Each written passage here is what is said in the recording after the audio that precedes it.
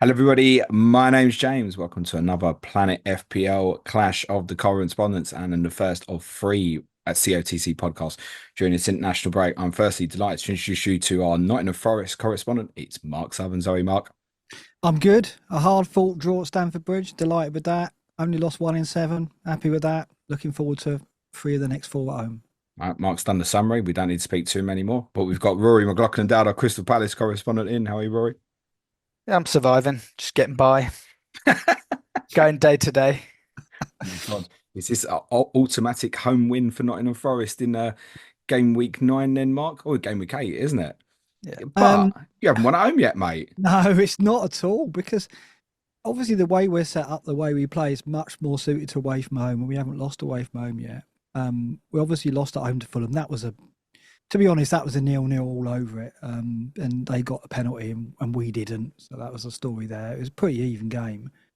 But having lost to Fulham, I did say they're a decent side and that they're good defensively, and it looked that way at City, didn't it? So I think Palace, they're a team that at the start of the season we aspire to in terms of we want to be Crystal Palace, we want to be comfortably in mid-table, not looking over our shoulders.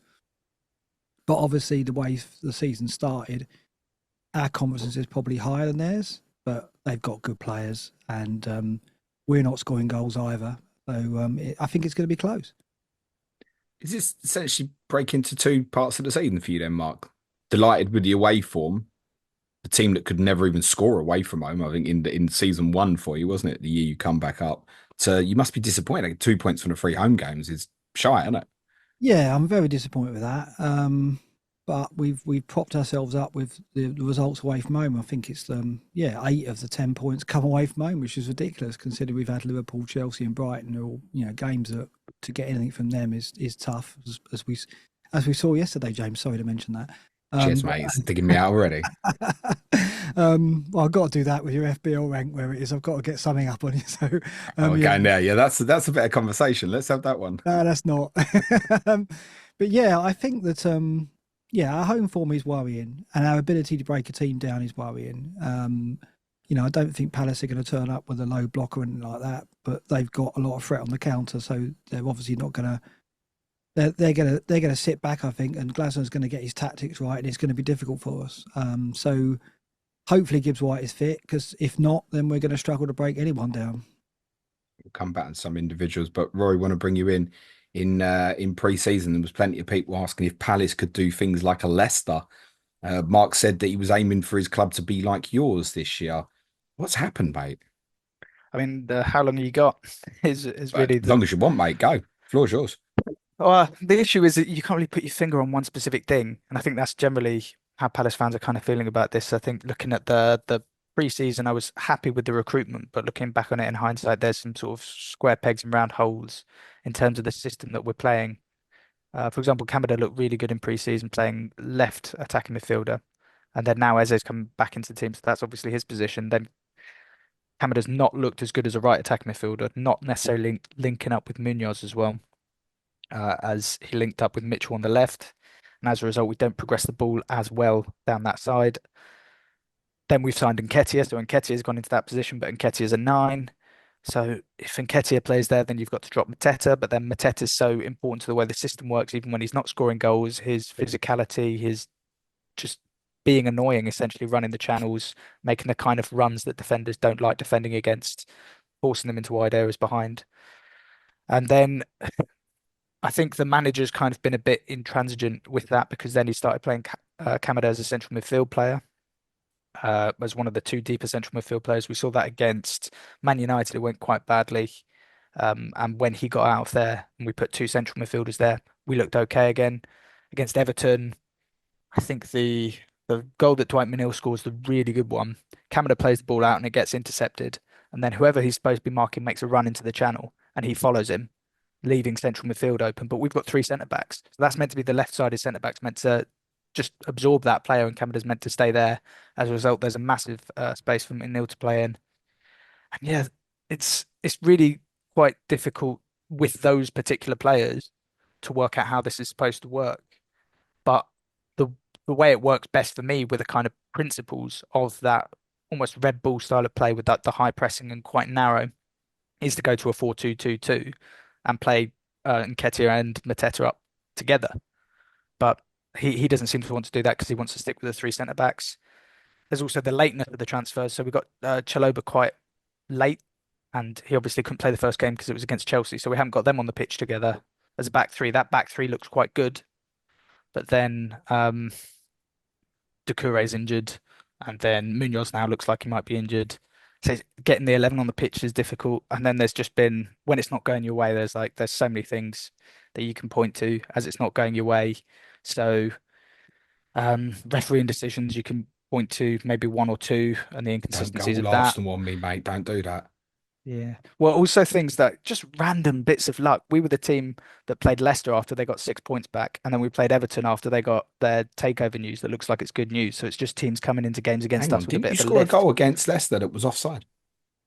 No. Not unless like the laws of physics change at that end of Selhurst Park for some reason. But yeah, so I think we're doing okay. I think the performances have been okay. We just haven't put 90 minutes together, to be honest. I think defensively we look fine. We've just got a problem getting the ball into attacking positions, and Eze keeps missing very, very good opportunities in games. He's had 4 or 5 that he probably should have put away, but then you can't hang it all on one player, and we're not producing enough for the other players as well. So Is there's lots 18th of a fair reasons. reflection of where you are? Do you deserve to be in that position at the moment, or do you think not? Well, it's weird because the games where we've got points are the ones we deserve to lose. We could have been 3-0 down against Man United in the first 15 minutes, couldn't we? And against Chelsea, we got absolutely battered and should have had a player sent off. He didn't get sent off, and then we came back and got a point. But then some of the games where we've lost and drawn it, Everton, we had 15 bad minutes. They scored 2 goals, basically. And then we don't really have it in us to break a team down. And it's, I think we've only gone ahead in one game. I think that was the Everton game. So yeah, look, we can't really complain that we haven't won any games because in any individual game, you can say we haven't been so good that we deserve 3 points. Any game where we've been okay has been like 50-50 games, which you could say you can't complain that you lose it, if you know what I mean. So yeah, we haven't necessarily been good enough to win a game, but yeah, we had a funny 15 minutes against West Ham, funny 15 minutes against Everton, and yeah, Leicester sort of came and got a bit lucky. So how responsible is Glasner for this now?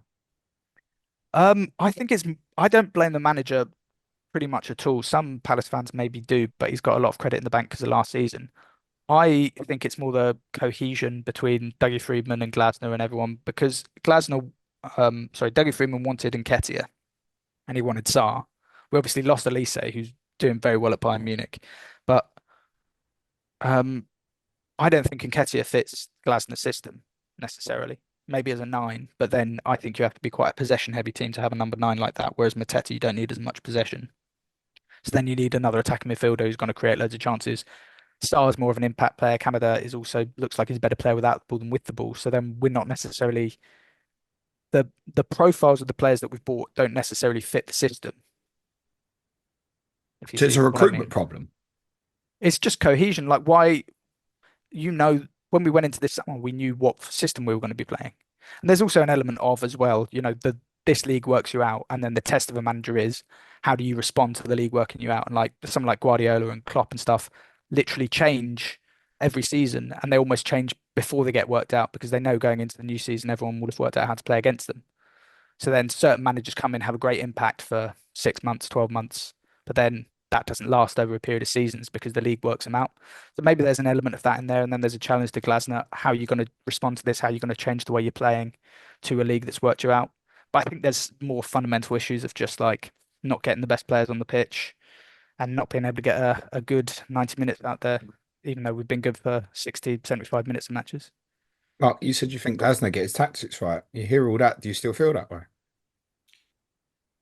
Yeah, I mean, I think he'll know what to expect from us, and he'll do his. I mean, he's well thought of. He's a good tactician. I don't think that the issue that Roy says there is he's right. I don't think it's the manager. I think it is with the recruitment, the loss of Elise. Suddenly, when Elise's on the pitch with Eze, the opponent's got two game changers to worry about. Right now, it's Eze, and the rest aren't really functioning as fluidly as they could. So it's only a matter of time before it clicks. I'm hoping that we're playing Palace before they adjust, right?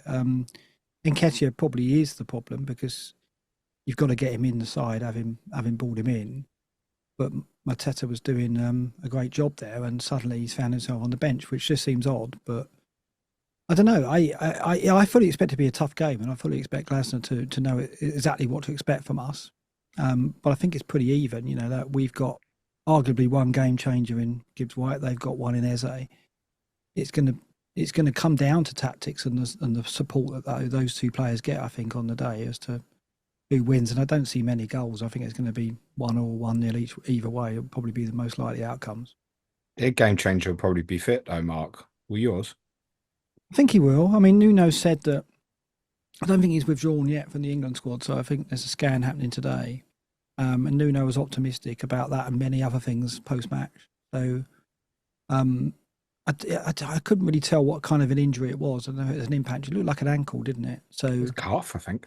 Was Which it is calf? worrying. Yeah, if it's just like popped a muscle in his calf would be a worry. If Yeah, that's what it is.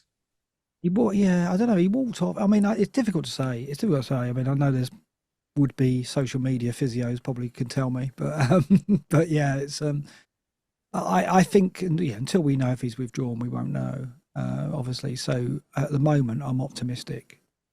He's important to us because we didn't have him against Fulham, and we really struggled. I mean, Nuno pulled out some strange team selection that day. Hopefully, he's learnt his lesson from that. And he plays Anderson in the 10, or he plays Jota Silva in the 10 because he deserves a start the way he's made an impact for the bench. So we've got some options, and we might have enough even without Gibbs White, but it'll be a major blow.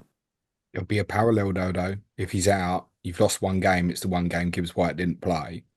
And I think Rory, you'll be familiar with this. Your record with and without Zaha historically, right, was very well documented. It was obviously a talisman for yourself. I wanted to ask you about that, Mark, with the selection, because you'd warned us in pre-season that certain potentially big away games, such as Liverpool, don't be surprised if the likes of Elanga and Hudson-Odoi are on the bench, which they were. They linked up for the goal. Then I thought they probably wouldn't play at Brighton because that had worked so well, and Brighton would have a lot of the ball as well. They both started. Then without Gibbs White against Fulham, neither of them started. Then against Chelsea at the weekend, Hudson-Odoi starts and Langer doesn't. Right. So for us on the outside, what is this? It's Anderson's key, right? So Anderson played against Chelsea to help Moreno on that side because Palmer tends to lean towards the right-hand side. He is playing centrally, but he took up a lot of positions deeper on the right, so we had Anderson there to help cover it. Second half, Palmer moved more central and it was more difficult, and then Anderson was gassed and had to go off. So he's going to start on one of the flanks when there's danger that side because he's just far better defensively in tracking back than obviously Elanga and Hudson-Odoi can offer. So it really depends who we're playing and what they've got on the flanks. I'd like to think at home to Palace we were playing both though, because we've got to go full tilt and we're struggling to score goals, and those two are going to be absolutely key to that. So I think both play against Palace for sure. And in your opinion, therefore, if Gibbs White is out, that's what, Anderson at 10 or an alternative? You think maybe Jota Silva now? I think it'll be Anderson at 10 and Dominguez and Yates in the holding roles. But alternative could be Anderson on one of the flanks and Jota Silva playing 10, or even Jota Silva playing right. So we've got some options, but I don't want to think about Gibbs White being out because it's not certain. No, I understand that. It's fair enough. And obviously, if he's available, goes without saying, he'd obviously play for you. But those who haven't seen Jota Silva yet, what would you describe him as to people? He's I guess the old-fashioned phrase would be terrier-like, because that's what he is. Like he's good technically. He's not blessed with a load of pace, but he is that. He's an old-fashioned kind of David Speedy type character for those who remember him back in the day, where he just didn't give up a chase, and he's smart. You know, he can win fouls. He can look for those fouls, and he's smart in terms of his movement as well. So he's a pain in the arse, basically, is what he is, and he's great to send on with 20 minutes to go. But he's got a little bit of flair, a little bit of invention, a little bit of the X factor that you need in some matches to turn it. You know, the stuff that Gibbs White's full of, and maybe Hudson-Odoi's got in bits as well. So he's someone who can give us that little bit of flair that we need. So I'd like to see him get a start soon. And obviously, if Gibbs White is out, there'll be a lot of call for him to get that start. Rory, can you envisage any form of system change here? Possibly. I mean, it depends on Munoz because Munoz might be out, and I think Palace fans, as a wing back, I don't necessarily think Klein can do that anymore. Maybe But when he was played Sar 21, there, wouldn't he? I think. he could play star there. He might do. Depends on how he feels about the game. But yeah, we haven't won a game, so he might feel that he has to chance it. But then you've got Nketiah in the 10 again, unless he plays Kamada in the 10. So I I can't see him changing system that immediately. To be honest, I think if it carries on this way, maybe if we have one win from 12 or something, he might do it. I think when he was at can't remember which club it might have been at Wolfsburg, he had a situation where it wasn't going well, and the players came to him and they said, "We want to try a back four," and that was the only time he really changed the way he was playing. So he is. People say it's a systems manager thing. You get quite dogmatic managers. I'm sure you're familiar with them, James, that want to play a certain style of play, and even when it isn't working, don't necessarily change it. Why am I getting abused on my own podcast? Like, honestly, just dig out Tottenham today. No, fair enough. I mean, a lot of your squad though will have predominantly played in a back four prior to the real uplift, obviously that Glasner gave you at the back end of last season. There aren't many teams in this league regularly playing it now. I mean, you're the only one really that we could truly identify and say, yeah, that's back three every week. Yeah, yeah. Well, I'm sure Nuno's familiar with the weaknesses in the system as well. So 'cause he mostly his teams played it historically, didn't they? They were probably the most successful mid-table sides in playing it. Yeah, it's not very popular anymore playing with three at the back. But then the 4-2-2-2 system with the Red Bull style of play seems to only work in Germany. I think Leeds tried it when they were here as well, and that didn't go too well. So Ralph Hasenhüttl, Southampton as well, certainly. yeah, Another one. I've said recently, Mark, that I'm beginning that, and Rory saying back three made me think of it because Nuno's Wolves was predominantly back three, wasn't it? Matt Doherty, right wing back, FPL legend for some. I've said recently that I feel like this is beginning to feel like Nuno's Wolves in terms of from the fantasy aspect, the difficulty of looking at you as a fixture. Like no one's going to bury you 4-5-0 now. Are we at that stage now where you're really strong enough defensively that you think the majority of other teams going, I'm going to play Forest? Yeah, I don't think we're getting tanked anywhere now. I just think the way we're set up, the way we're organised, the way we get players behind the ball, and the way they work in tandem, you can draw. You know, it's one of those teams now where you can draw the lines over the banks of four, and it's good to see. And yeah, you see in players moving in tandem together because they're well coached. You're starting to see that now, and it's bearing fruit. Obviously, it's not. It's limiting what we can offer going forward, and that's a concern. You know, I think we're second lowest possession, and I think we've only scored 3 goals from open play. So there's work to be done in attacking areas for sure. But he always builds his team first and foremost on the foundation of solid defence, and he's probably now got us to that point. I would say where, yeah, it's like you say, people were buying Palmer in FBL ahead of playing Forest, and I was like, they're not going to beat us by more than 1 goal. I don't think. I think it's going to be one of those games where they might beat us, but it'll be 2-1 or 1-0 at the most. And that's how I feel about every game we go to now. I don't think anyone's going to beat us 3 or 4-0 like it was like that away from home under Cooper for sure. Because we were naive and we made errors. Like we've only made 2 errors leading to chances, which is the best in the division. So we've taken that out as well. Plus XGC from set pieces, we're the best side for that as well. So the 2 areas where we were found out last season, we were strong defensively. Our data was good, but we made too many errors and we got found out set pieces. And we're top of the division for both of those this season so far. And you put that together with what he was building defensively last year, and you get a very strong defensive unit who aren't conceding goals. And that's how it's happened. Hypothetical for you. This is a few weeks away, game week 12, because I think this is a bit fantasy relevant here. You go to Arsenal in game week 12. Chelsea go to Leicester. Man City play Tottenham. Liverpool go to Southampton. Is Saka the worst captaincy option now because it's against you? Yeah, I mean, I don't think Arsenal are going to find it easy against us. I mean, we've been thrashed there previously in the League Cup and rolled over quite easily. I mean, we gave them a game first game of the season last time out, but yeah, I mean, Saka's gonna. We've seen all season Saka hasn't got a very high ceiling. He needs Arsenal to be purring to really get a big return. And I don't think we'll allow Arsenal to purr. I think they'll beat us, but I think it'll be tough for them. Okay. Should we start looking at your team differently from that perspective, Rory? As in, should we As be in targeting considering you when we look at top captaincy picks, oh, someone's got Palace this week, or are we nowhere near that against? point? I don't think the defensive stats are that bad. I mean, looking at what Mark was saying, I was just thinking, God, this is going to be a shit game, isn't it? Because we really, I think our defensive stats are okay. It's just the creating chances. So targeting Palace, for example, who would you have picked at the weekend? Probably Salah. Well, he didn't go off, did he, against us? And I'm trying to think anyone who's looked like they were going to tear us apart. Possibly the only one who's looked like that was Madueke, maybe, in the Chelsea game. But there hasn't really been, well, actually maybe Garnacho as well. But there haven't really been too many moments where you've looked at it and gone, we're completely against the rope. There's no cohesion. It's literally just like, well, like what Mark was just talking about. They got their silly errors out of the game, and they stopped conceding goals. It's not necessarily the case that we're easy to take apart. It's that we are making silly errors, and I think it's kind of down to the profiles not really fitting the system, to be honest. But I also think that back three, okay, he made the mistake maybe for the goal of the weekend, but that back three of Chalobah, Gehi, and Lacroix looks like it's very good. And if you get the right central midfielders in front of them, it will be very solid.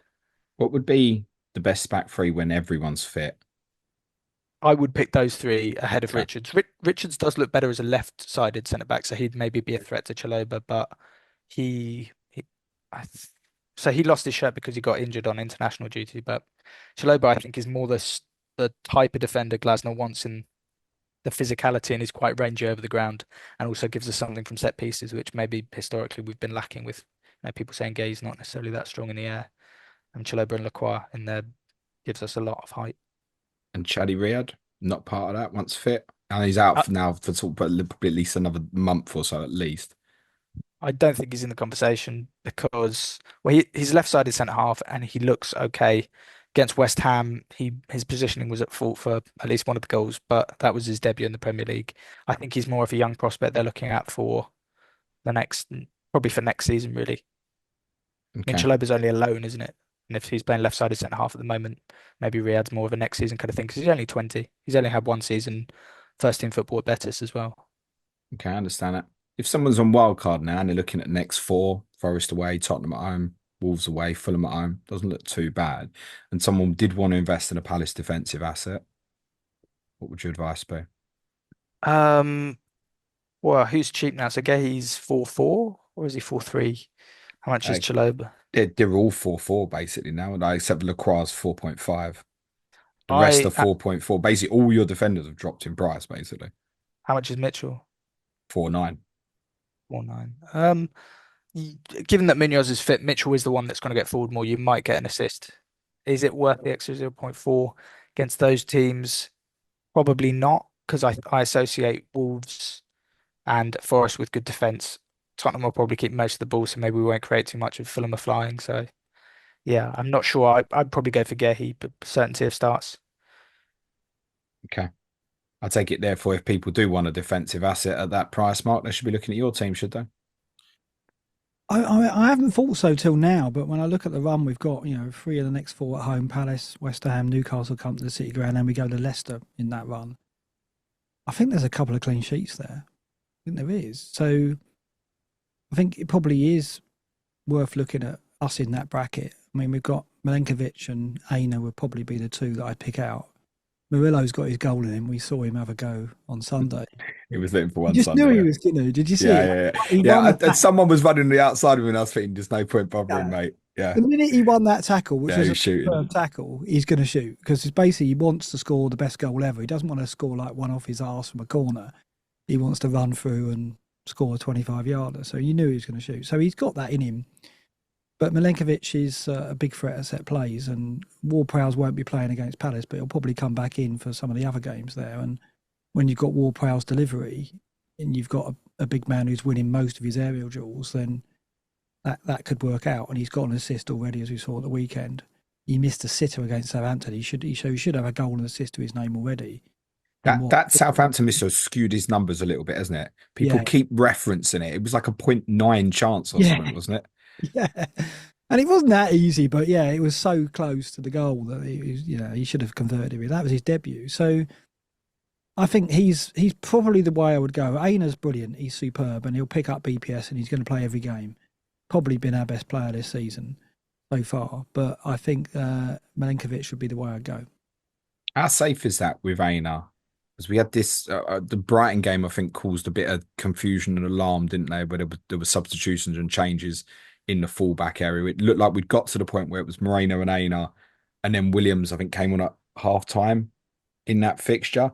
So Yeah. is that Moreno and Aina's the first choice now? Yeah, it is. That substitution was because Moreno doesn't have 90 minutes in him. Right. And he knew that he wanted to make other changes in the second half. So he made that one at half time because you kind of get that extra change if you do that. So he thought to himself, well, I know I've got to take Moreno off because he's going to be gassed. So rather than use a substitution, then I'll do it at half time because he wanted to switch Aina off as well because Aina had been booked against Patoma. So he put Williams up against Patoma, who then proceeded to get booked in 5 minutes against Patoma. It's not bad, that fella. He's pretty good. So yeah, the first choice is Aina Moreno, definitely, and I love them both. I think they're great fullbacks and really like them.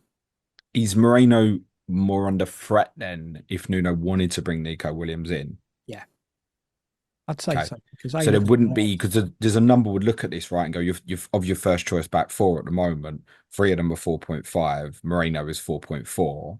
Why wouldn't I make the saving on Moreno? You think that's too risky? You could, but I think Milenkovic has that goal threat that Moreno doesn't have. Moreno has the assist threat, but we don't score many goals. Right? And I think like I would say set pieces while Ward-Prowse in the team has probably increased extremely since he's there because obviously we got one of the best deliverers of the ball in the division. So I think while Ward-Prowse is in the team, you go Milenkovic. Okay. If someone's on wild card now, is it definitely to go that route rather than the goalkeeper? Well, Sells has probably earned himself enough credit now where he's going to hold that place until January. But he's not going to be our keeper for the entire season. I'm pretty convinced we're going to buy in January unless Sells continues to show that kind of form. But I think that he's not the keeper to take us to that next level. He was the keeper to replace Turner and help us stay up and get to that level, but he's not now. He's not going to help us push on. We'll either buy in the summer or we'll move in January if there's someone available. So not sales for you. It's fine if you're going to wild card, after Christmas, so he'll get you to Christmas for sure, I think. And he may well go the whole season. I may be being harsh on him. I don't know. We'll only move if there's a keeper that's better that's available, and I don't think that's likely unless we can get Keller off Liverpool, which will be the first choice, I'm sure. I guess there'll be a small group of people who have Allison and might be looking to move that on this week as a general transfer. Yeah. I mean, under that circumstance, would you want to, if Allison was ruled out for a prolonged period, would you want to go for someone like Sells or just go towards Kelleher? I would go Kelleher, but Sells is a good bet for the short term, yeah. Okay. Dean Henderson instead, Rory? As I said, the defensive data was quite good. He put in a good performance against Man United. He is doing well. I think he's been one of our better performers this season. I think medium term, there's a few fixtures in there. I think we've got Villa in 12 and City in 15. And then I think it turns a little bit after that. So you could get him in for the next few games if you're wild carding in like 14 or something like that, maybe. The other thing we could do with you, we could go the 8.5 combo, mate. Dean Henderson, the great Matt Turner. Yeah, well, he obviously can't play this game against Forest. He'll be Mark's for that guide. one. Yeah, I don't but like yeah, Matt Turner being dissed, to be honest. But yeah, it's fine. yeah, he seems like a perfectly nice bloke. Yeah. We haven't played him even in the cups. We've gone quite strong in the cups, so we've not even rotated and played the second choice keeper there. Yeah, I do get a bit worried, mostly because of what people say about him rather than what I've seen about the possibility of him playing for us. But yeah, look, I probably wouldn't recommend doing that. There's probably better ways to spend 8.5 than getting the two Palace goalkeepers, definitely because the defense isn't performing. If we're performing, really, if we're not performing, then the only person to possibly get is Eze on the basis that he's been underperforming and possibly will. Luck will go in his favour at some point because his luck's been going against him so far. Okay. I think from that we probably read probably an agreement here that it's Milenkovic. If you wanted to invest in either club defensively, that sounds like the way to go. And if it's wrong, Mark, then that's what you said. On Eze, Rory, unlucky so far, underperforming. What's the advice here for fantasy managers that have still got him? Well, I'm obviously going to keep hold because I'm hoping that he does turn it around. He's missed, I think someone was going through it's about five one-on-one opportunities. That's never really been his strength. In terms of confidence, he's not necessarily taking the long shots on. He's had the long shot. He obviously scored the goal against Brentford that got disallowed, and then doesn't look like he's on penalties. I thought he was going to take the penalty against Leicester, and if he takes a penalty against Leicester, maybe there's not so much of a question about selling him because he will have returned twice. If he'd done both of those, no one would be talking about selling him. But obviously Mateta was on the pitch and he took that penalty, which is fair enough. I think he keeps getting into good positions, so I'm going to keep him. I completely understand why people are going against him, but I think he's massively underperforming XG. He's got a very high volume of shots as well, and it will come right for him at some point. But I understand why other people are losing faith. What about an investing in him new? What is he now? 6'8" or something? He's gone down a I couple of times, mean, hasn't he? I just think going back into game week 4 and also a little bit going into game week 2 as well after the performance at Brentford, so many people wanted to go there. It's like he's a player who I think we know will have an element of consistency across the season. You take advantage and go against the others that are selling at the moment. He's Buy the 6.8, dip. Rory.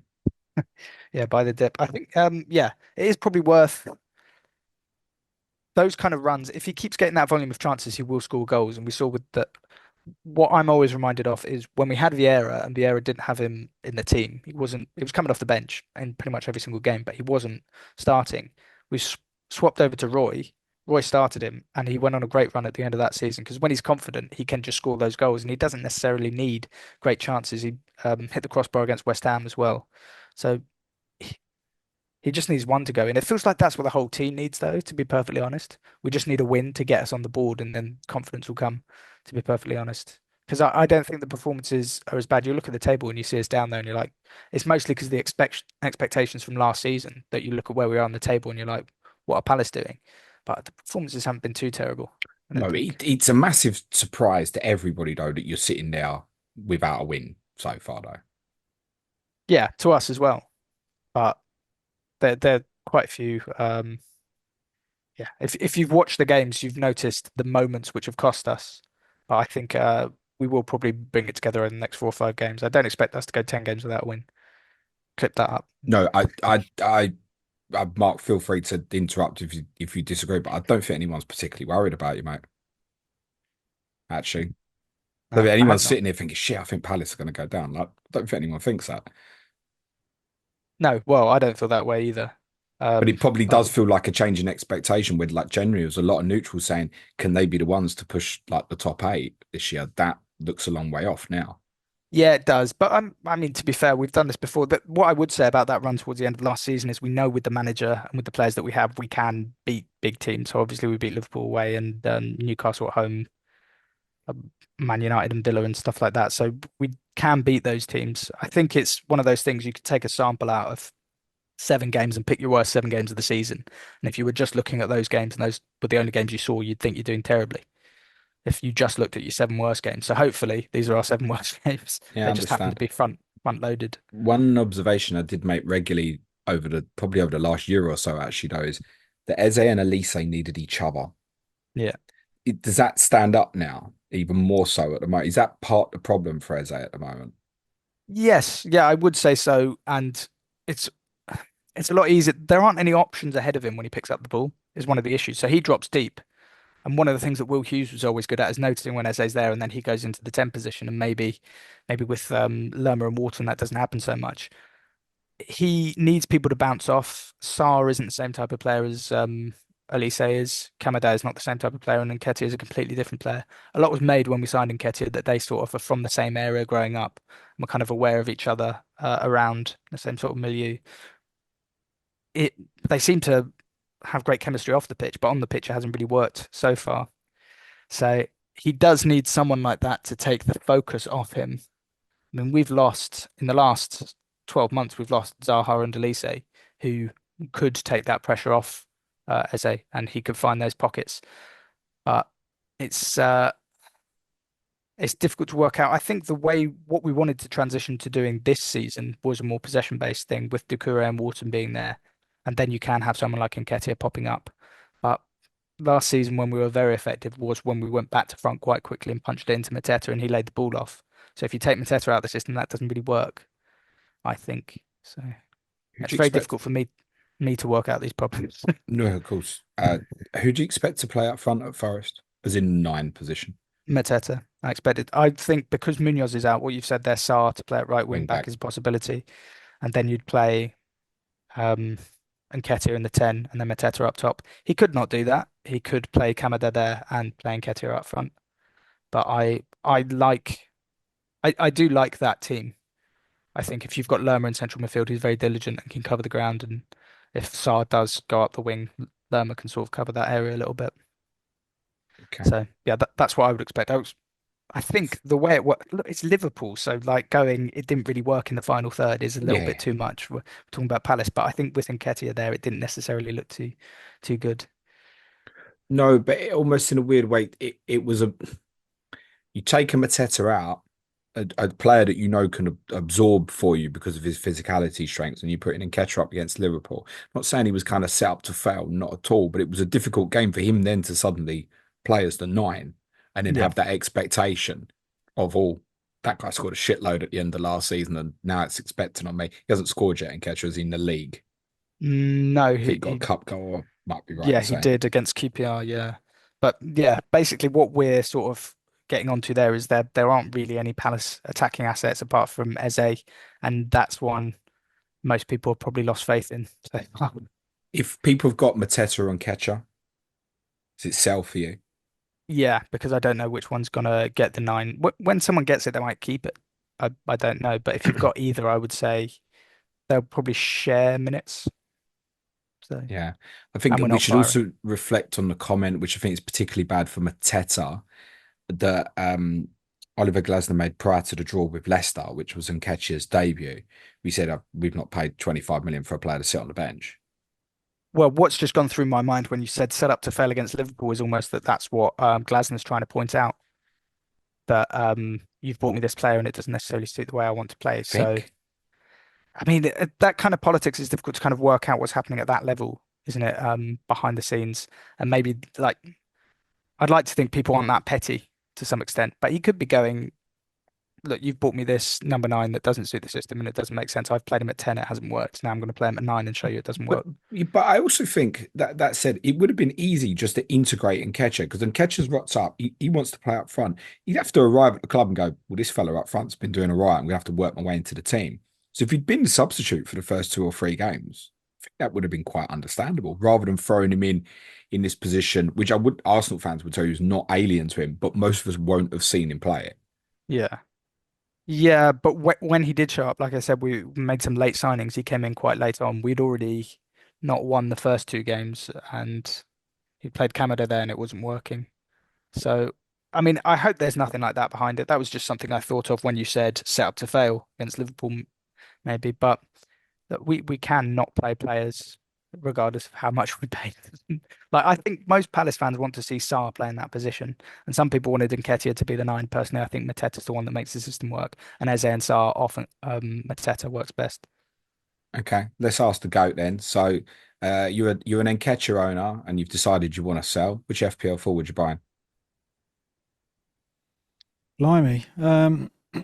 Well, it depends on your budget, doesn't it? Because obviously All right, let's say you got about 6.2. you got 6 million to spend. Okay. Well, Chris Wood's going to get 2 or 3 goals probably over the next 4 or 5. See how I set that up? I was hoping he was going to get there, Rory, but he took his time, didn't Yeah. he? I thought it wasn't inspiring. No, he doesn't. I mean, Chris Wood's not exciting because we don't have a high volume of shots. we don't create a lot of chances, but I think that we're going to win a couple of the next four, and if we win a couple of the next four, he's going to get goals in that run. I can see him scoring at Leicester, for example, former club, going back there. And away from home, we're good. Obviously, we're strong. We're on the counter. You know, he can do what he did at Chelsea. So I think, I mean, I don't fancy him against your three centre backs that you've listed there, Rory, because I think like his job would be to distract them and let the wide men do the damage. I imagine. I don't think he's going to get many chances, I but actually think he he's got doesn't an need many incredible chances. record against us. Has he? Right, right. I Oh, think here so. we He go. scored Wouldn't against that us last alone? week. I love those things. Not Nico, last get week. the scissors out. I love Hang those on. things where people say against his club he always scores. Like there's something about that means it'll happen again. But it's funny how it always stays, you know, like is the case. I think Brighton he had a good record against, and he goes and gets a penalty and scores against them as well. I, So I presume he's on the pens now as well. yeah, yeah, he is definitely. So it's sound. I can see why people are looking at him in that budget for sure. Okay, just quick one, just while we covered pens. If Nketiah, Mateta, Eze all on the pitch, Rory, who you think would take the next one? Mateta, I think. Okay. If he's not, Eze. over Nketiah. Yeah.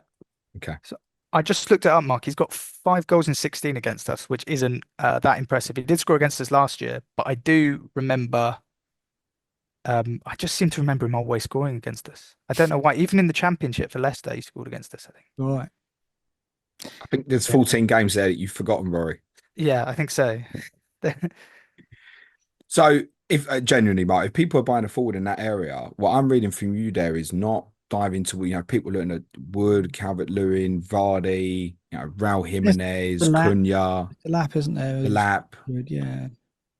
Um, not Wood for yeah, you. it's just like I said, we've scored 3 goals from open play, right? So we're not an exciting attacking team yet, and I don't know if we ever will this season. I think our job is to win games. We're a results-driven team this season. It seems we're not there to entertain and impress. So I think Wood he'll get double figures for sure because he's obviously got 4 already. He's probably got another 8 or 9 goals in him this season, I would say. Maybe Aaron will be a factor later in the season as well, so I've got to build that into the equation. Maybe we buy in January because let's not forget we were in the hat for Nketiah as well, so I think we were if definitely people shopping in that market. if people want to invest in Wood though, just looking at the next three, Palace at home, Leicester away, West Ham at home, maybe Yeah. the Newcastle home game as well. I think Mm. if people are investing in Wood, they're not thinking about, oh, he's going there forever. Oh Yeah, yeah, if he goes in and he does well, then fine. But I don't think people would be purchasing thinking, and that goes for all the other forwards, I think, at around about that price. None of them are getting bought as in, that's the guy I'm going to put my hat on all the way till January. So I think it's short term. So in the short term, you think that's safe from Marigny from a minutes perspective, yeah, generally? definitely, Yeah. yeah. I mean, Aaron just looks miles off. Like he's fit, but he's not match fit, and he's not getting off the bench, which is a sign that there's something still awry. So I think Wood starts the next 3 or 4 easily, and it depends, right? If we can suddenly unlock a bit more threat up top, he could get 3 or 4 goals in that run. The fixtures are there, the form's there, the confidence is there. He only needs one touch to score, and his conversion rate is right up there again this season, like it was last season. So you can't knock him because he is very effective. It's just we don't create a volume of chances that would make me go to him straight, as a shoe in. Get that. I counter it. Nuno's Wolves never scored a lot of goals, mate. But up front, they had a bloke Yeah, called Raul Jimenez, yeah. who was very good in fantasy. Exactly. Yeah. I And think a lot of us can see you winning games 1-0 or so and yeah, Wood going 8, 9 pointers in the yeah. process of doing so. And on penalties makes a difference, right? That was a revelation when he took that penalty at Brighton. That does change things. It moves the dial further, doesn't it? Yeah. Interesting. Couple of quick fires before we finish, guys. Rory, Adam Wharton, is he injured? Yeah, apparently he's carrying an injury. I think it's one of those things. He's got a groin injury, withdrew from the under 21s last time out. I don't know if that's happened this time yet, but I don't think he will play. He's not played 90 minutes. It's one of those things. He took a step up in January to play Premier League football and then went off to the Euros. Didn't get the summer off. Young lad, fatigued probably as much as anything, but they are trying to manage his minutes. So yeah, he's carrying a knock or something. Okay. And Mark, what have you made of James Ward-Prowse? I know he's obviously suspended for this one. Well, he's a player you can rely upon. I mean, what I like about our midfield at the moment is that they know their roles. Tactically, they're astute. He's an intelligent player, obviously. He keeps the ball well, he passes well, and then every time we win a set piece, it's suddenly, oh yeah, we've got Ward-Prowse, haven't we? And it lifts you. And we've gone from last season being dreading every opposing set piece and just flippantly dismissing every time we win a corner or free kick to suddenly feeling like we're not conceding defending set plays, and we've got probably the biggest threat in the Premier League at attacking set plays. So it's a welcome change. I love having him in a team. He's obviously going to miss this game though because he's suspended, so he's not a factor there. But I think the difference this year, we just added quality. You know, Moreno, Ward-Prowse, Anderson, Milenkovic. These are top 10 Premier League players. Right? They've been in clubs in the top 10 and or the equivalent. So that's been the difference, and he's one of those, and he's making that difference. Good stuff. Thank you both, gents. Let's do correct score predictions before we finish. Well, Mark, home team. Well, I don't think I've ever predicted us to win on one of these, so I'm going to go 1-0 Forest. But I'm scared stiff of Eze and Nketiah. Rory? I'm gonna back us to do it. I'm gonna back us to win 1-0 in one of the worst games you've ever seen, and Tyrick Mitchell to score an absolute screamer. Tyreek Mitchell, 15-pointer, yeah? Yep, absolutely. Get him in. I think if Gibbs White isn't available, on top of the Ward-Prowse suspension, on top of, very unlucky with the Sangari and Danilo injuries, that's a lot out of that area for just one singular game.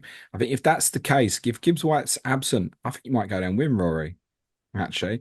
And I felt the same when Fulham went there, Mark, and it was that. I think missing for a club like you, if your talisman's unavailable, that's a blow. And I hope for you that it's obviously not a serious one if he's missing out.